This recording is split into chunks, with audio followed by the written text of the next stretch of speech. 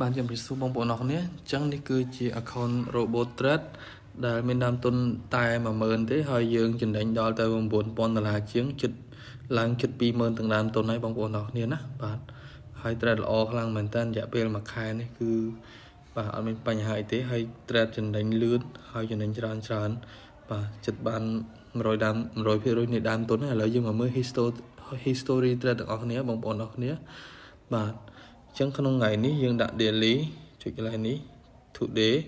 គឺមួយថ្ងៃគឺយើងចំណេញបាន$622បងប្អូនអរគ្នាឥឡូវយើងចុចទៅមើលទៀតយើងមើល week បាទ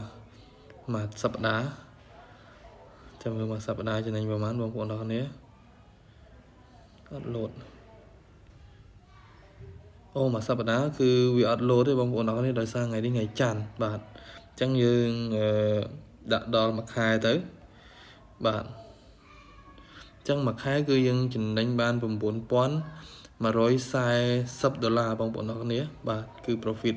ហ្នឹងហើយជិត100%ដើមទុនយើង deposit គឺ$10128បាទហើយស្អែកនេះគឺខ្ញុំនឹងក្រុមការងារដកលុយចែកគ្នាចាយហើយបងប្អូនអរគ្នាបាទសម្រាប់ account មួយនេះបាទហើយយើងមានទាំង account trade មាសនិង trade currency ផងដែរបងប្អូនអរគ្នាណាឥឡូវយើងទៅមើល account currency នៅក្នុង MT4 ម្ដងបាទនេះគឺ MT4 គឺដើមទុនតែ$1600ទេហើយឥឡូវឡើងមកដល់1000 balance $1800អញ្ចឹងយើងចំណេញ$200 whole card $33បាទឥឡូវយើងមើល history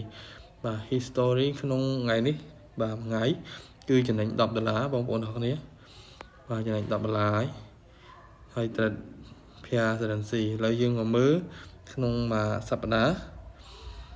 បាទក្នុងមួយសប្តាហ៍យើងបានជាមធ្យមគឺ$60បាទ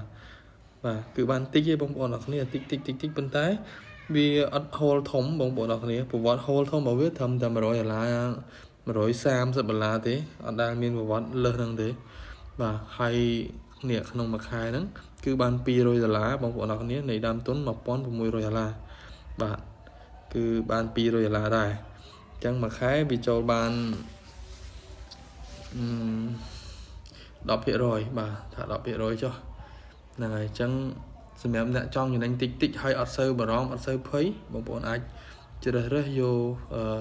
account robot trade currency បាទហើយបើ trade account មាសគឺត្រូវការដើមទុនធំណាបងប្អូនអរគ្នាបើ currency ដើមទុនតែ1000ទេហ្នឹងគឺដាក់បានហើយអត់អីទេបាទហើយខ្ញុំដាក់បានមួយខែហើយគឺអត់ដែល hold ធំទេបាទហើយមើល lot size ចុះផ្សារគឺទូអញ្ចឹងអត់ដែលបានបក lot size ធំអីទេបាទគឺ slow មែនតើហើយបងប្អូនដែលចង់បាន account អីlog in គឺខ្ញុំឲ្យ log in ដែរណាចង់មើលចង់តាមដានអីបានអត់អីទេឆាតមកណាតាមរយៈ Telegram របស់ខ្ញុំបងប្អូនអរគ្នាបាទអរគុណច្រើន